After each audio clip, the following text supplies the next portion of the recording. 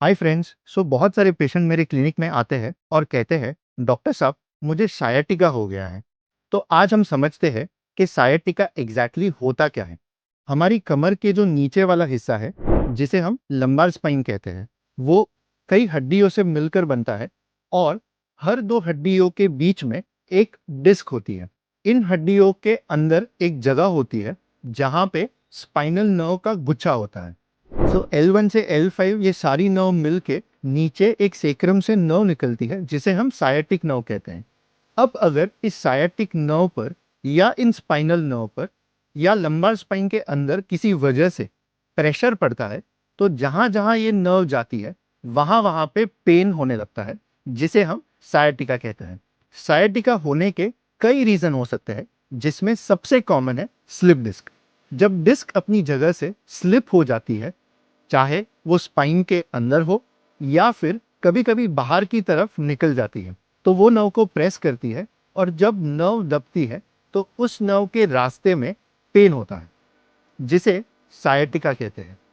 लेकिन सायटिका सिर्फ slip disc की वजह से नहीं होता। कभी कभी स्पाइन के अंदर इन्फेक्शन, ट्यूमर या कैंसर या फिर स्पाइन पर छोटी छोटी हड्डी के टुकड़े बन जाने की वजह से भी होता है। इन छोटे छोटे टुकड़ों को हम ऑस्टियोफाइट कहते हैं। ये भी नर्व को प्रेस करते हैं और जिसकी वजह से अंदर का जो नर्व के लिए जगह होती है वो कम हो जाती है जिसे हम लंबार कैनाल स्टेनोसिस कहते हैं। और ये भी सायटिका का एक और रीजन हो सकता है। इनको छोड़ के हिप में, स्पाइन में एसआई जॉइंट की वजह से भी सायटिका हो सकता है। अब बात करते हैं सायटिका का पेन कैसा होता है।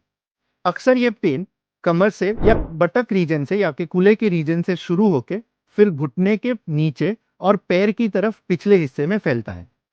ये पेन पैर के आगे, पीछे या साइड में हो सकता है और ये नीचे जाकर अंदर की तरफ, बाहर की तरफ या पीछे की तरफ जा सकता है।